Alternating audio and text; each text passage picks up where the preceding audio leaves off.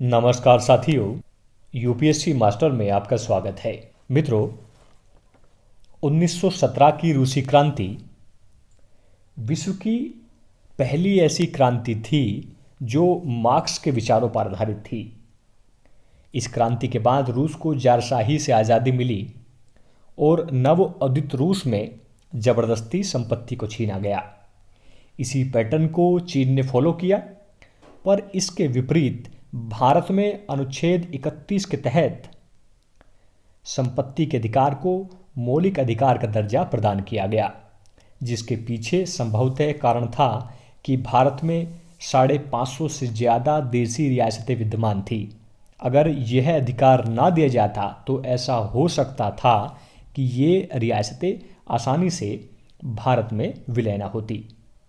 इस वीडियो में हम ब्रीफली डिस्कस करेंगे अनुच्छेद 31 जो 44वें संविधान संशोधन 1978 द्वारा भारतीय संविधान से हटा दिया गया है उस पर, और हर लिहाज से जानेंगे संपत्ति क्या है, क्यों इस पर विवाद उठा और अपने हटने के क्रम में ये किन राजनीतिक या संसदीय चरणों से होकर गुजरा।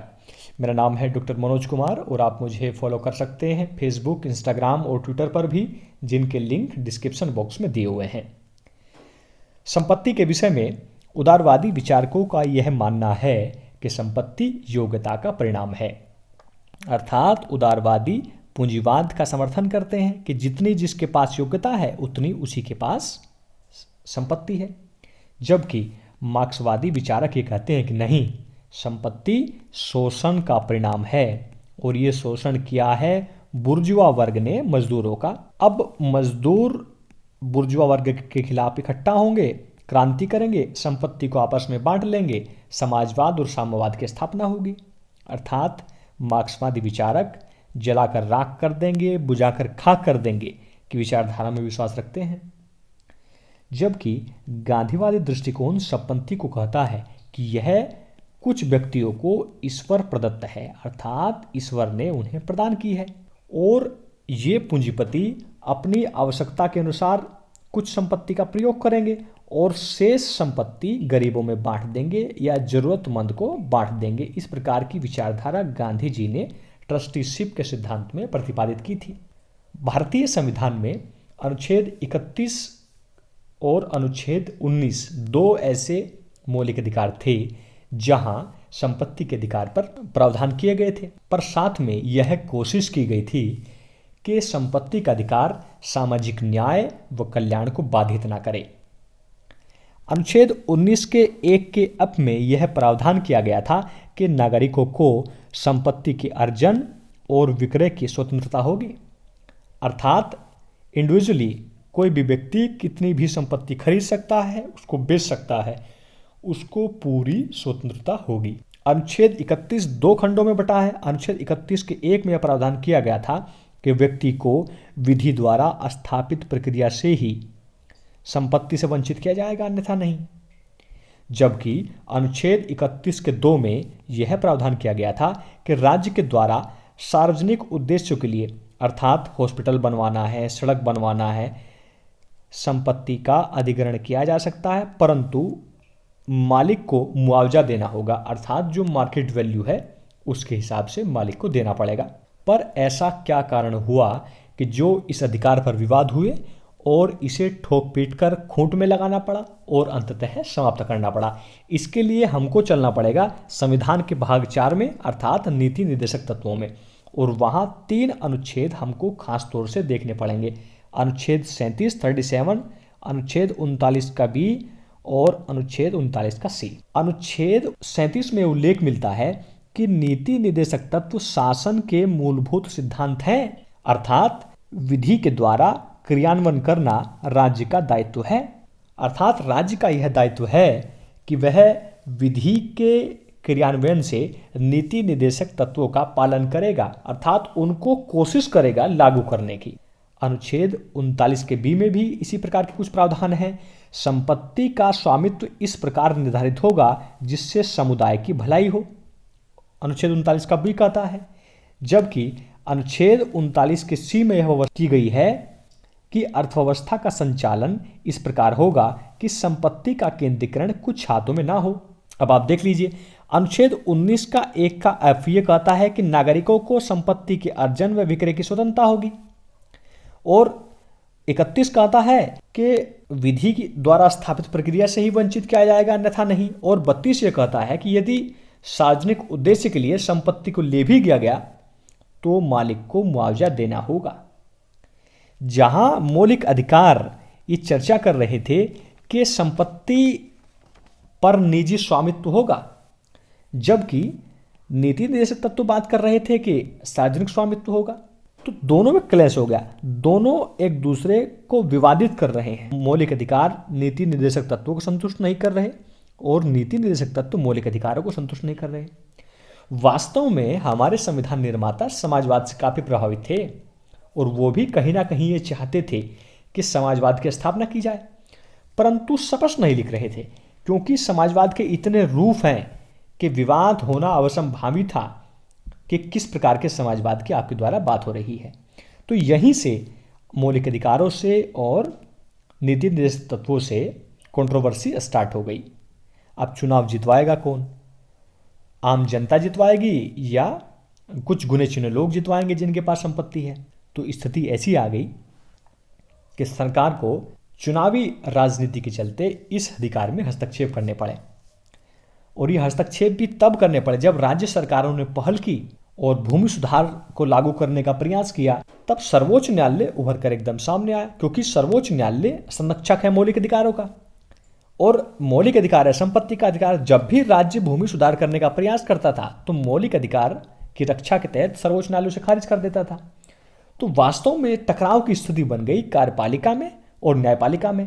ये टकराव आम आदमी बनाम धनी वर्ग नहीं, सरकार बनाम न्यायपालिका हो गया।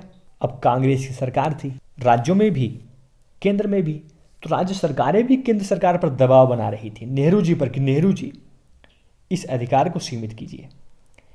अब इसी दबाव के चलते चाचा नेहरू ने जब प्रथम संविधान संशोधन पारित किया तो इसमें संशोधन किया अनुच्छेद 31 में, और एक नया अनुच्छेद शामिल किया, अनुच्छेद 31 का ए, जिसमें जो संपत्ति के स्रोत हैं, जो मूल स्रोत थे, रियासतें और वाणिज्यिक संस्थान और खान, इन तीनों को नियंत्रित किया गया और व्यवस्था की गई किसी जमींदारी या रियासत पर राज्य नियंत्रण कर सकेगा।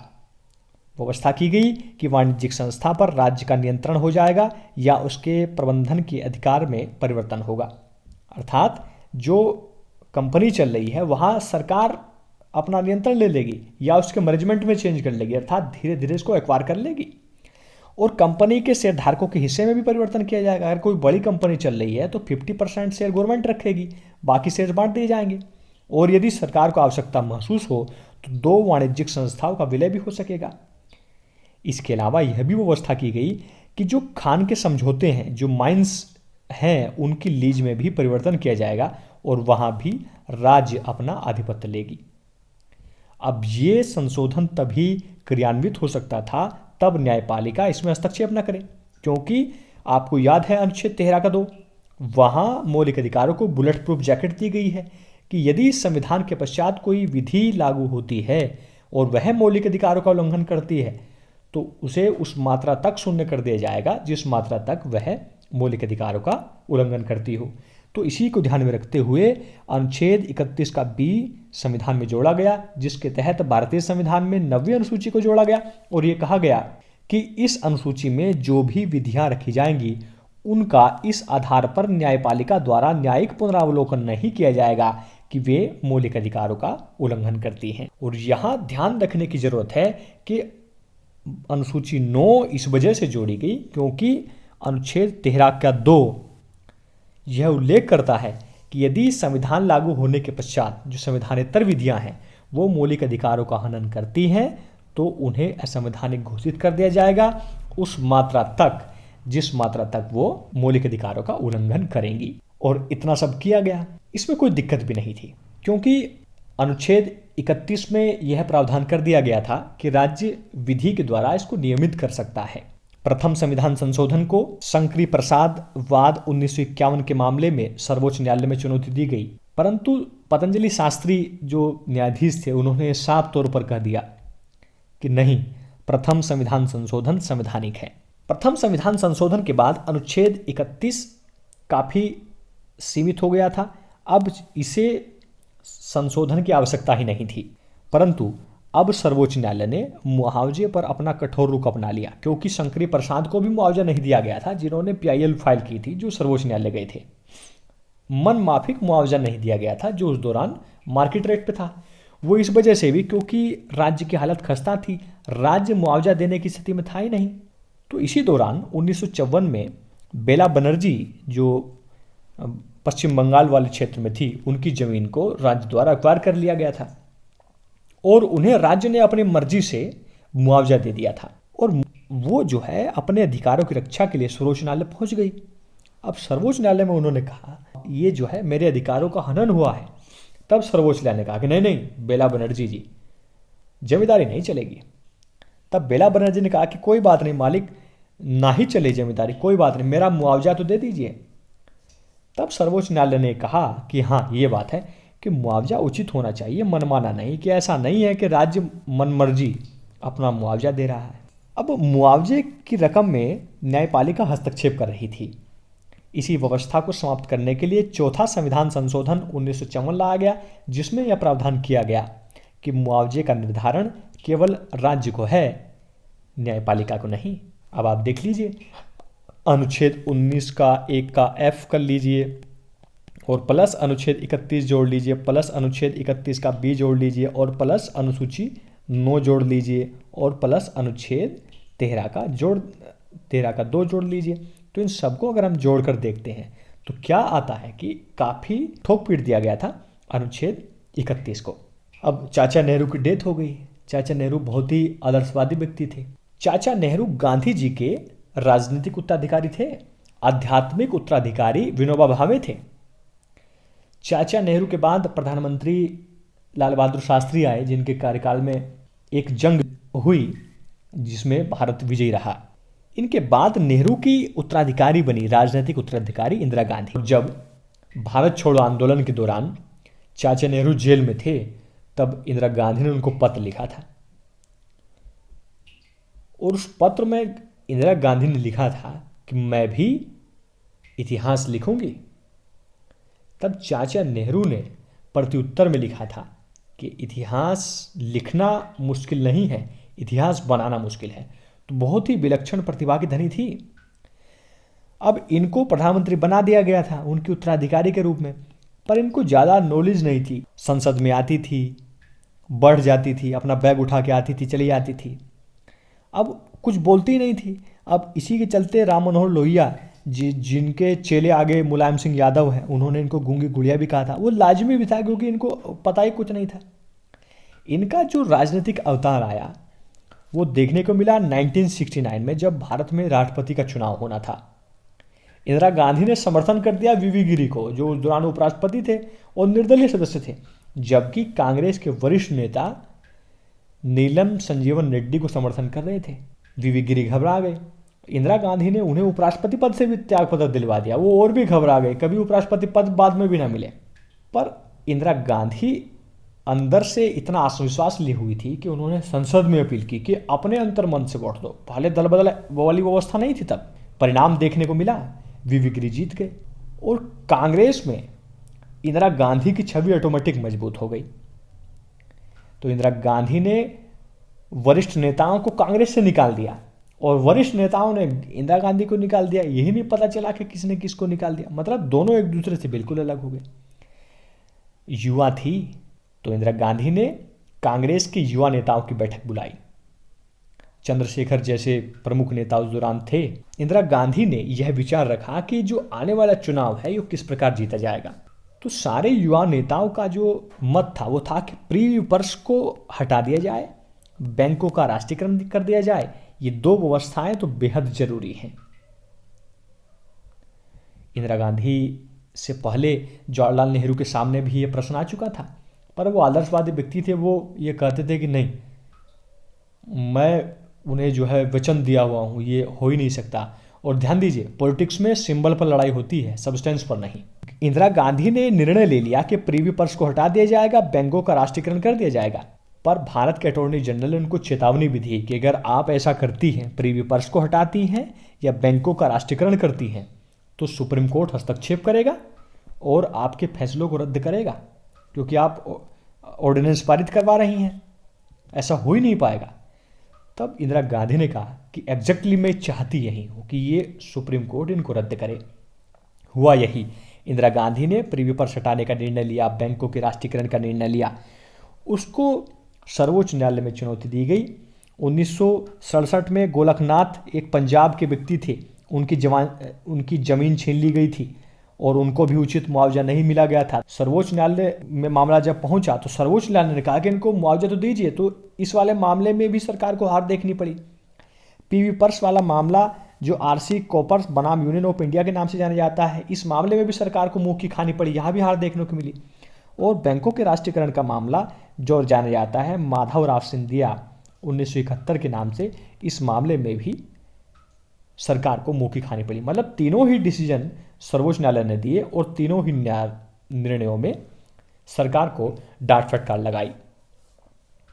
1971 में इंदिरा गांधी ने सरकार भंग कर दी और जनता के सामने उतर गई और जनता के सामने नारा दिया कि मैं गरीबी हटाऊंगी।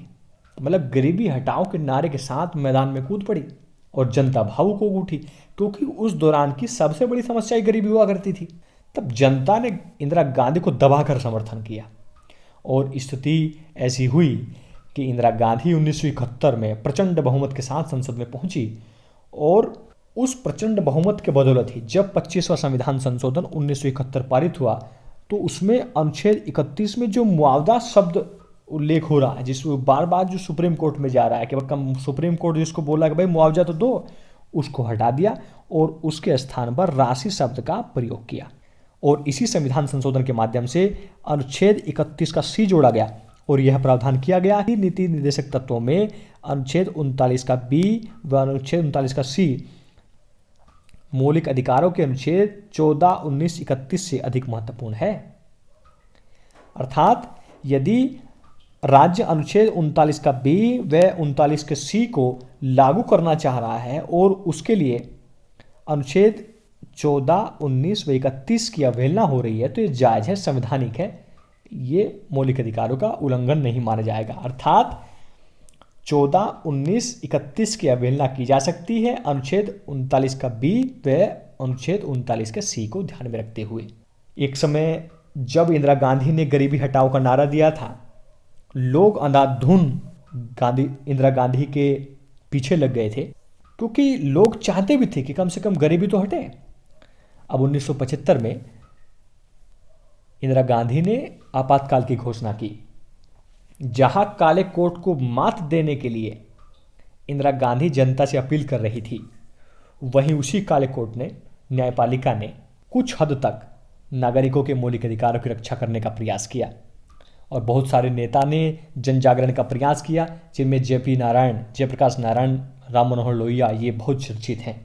1977 में जब चुनाव हुए तो जिस जनता ने प्रचंड बहुमत से इंदिरा गांधी को संसद में पहुंचाया था, उसी जनता ने प्रचंड बहुमत से उसको वापस खींच लिया और पहली बार जनता दल के नेतृत्व में मोरारजी देसाई सत्ता में पहुंचे और ये पहली गठबंधन सरकार थी। इस सरकार ने अपने चुनावी घोषणा में कहा था कि जब वह सत्ता में पहुंचेगी तो 42वें संविधान संशोधन को रद्द करेगी। अब सत्ता में जब पहुंची तो पहला काम तो उसका यही था। दूसरा, उसने चुनावी वादा किया था कि वो भी गरीबी हटाएगी, समाजवाद को लागू करेगी। जनता ने कहा कि हाँ, पिछली सरकार ने भी इसी प्रकार का जुमला फेंका था। आखिरकार सत्ता में पहुंची गई। तो जब 44वां संविधान संशोधन 1978 पारित हुआ तो उसमें अनुच्छेद 19 का 1 का एफ व अनुच्छेद 31 का जो खंड ए है व बी है, उन दोनों को भाग 3 से हटा दिया गया, जिसके बाद संपत्ति का अधिकार मौलिक अधिकार रहा ही नहीं और इसके स्थान पर संविधान के भाग 12 में अनुच्छेद 300 का ए जोड़ा गया, जिसमें यह घोषित किया गया कि किसी भी व्यक्ति को विधि के द्वारा स्थापित प्रक्रिया द्वारा ही संपत्ति से वर्जित किया जा सकता है अथवा नहीं। अर्थात अब वर्तमान समय में संपत्ति का अधिकार एक विधिक अधिकार है, अर्थात सामान्य बहुमत से जब चाहे तब संसद इसे संशोधित कर सकती है। पर ऐसा नहीं है कि संपत्ति के अधिकार को संविधान से समूल नष्ट ही कर दिया गया हो। इसके कुछ बचे खुचे अवशेष भी हैं जो आज भी संविधान में विद्यमान हैं। ये आपको पीछे ध्यान रखना जरूरी है कि अनुच्छेद 19 का 1 का F व 31 को भाग 3 से हटा लिया गया और इसको सीमित करने के लिए जो अनुच्छेद 31 का A, 31 का B व 31 का 3 C लाया गया था वो आज भी बने हुए हैं। इस कारण संपत्ति का एक अवशेष आज भी मूलाधिकार है, जिसके चलते यदि राज्य के द्वारा किसी व्यक्ति की भूमि का अधिग्रहण किया जाता है जो सीलिंग के अंतर्गत है, सीलिंग मतलब हदबंदी, तो राज्य को इस भूमि के एवज में पूर्ण मुआवजा देना पड़ता है। इसके अलावा आप देख लीजिए अनुच्छेद 30 में अनुच्छेद 30 का 1, जहां यह घोषित किया गया है कि अल्पसंख्यक शैक्षिक संस्था की भूमि का यदि राज्य अधिग्रहण करता है तो उसको भी मुआवजा देना होगा हर हाल में। मुझे आशा है कि अनुच्छेद 31 के संबंध में आपके सारे कंसेप्ट क्लियर हुए होंगे। फिर भी यदि आपका कोई कंसेप्ट बचा है तो आप उसको कमेंट सेक्शन में जरूर लिखिए। और इससे पूर्व आप एक प्रश्न का उत्तर दीजिए, वर्तमान समय में संपत्ति का अधिकार है मौलिक अधिकार, सांविधिक अधिकार, मानवाधिकार या उपरोक्त में से कोई नहीं। Thanks for watching. जय हिंद, जय भारत, महाशक्ति भारत।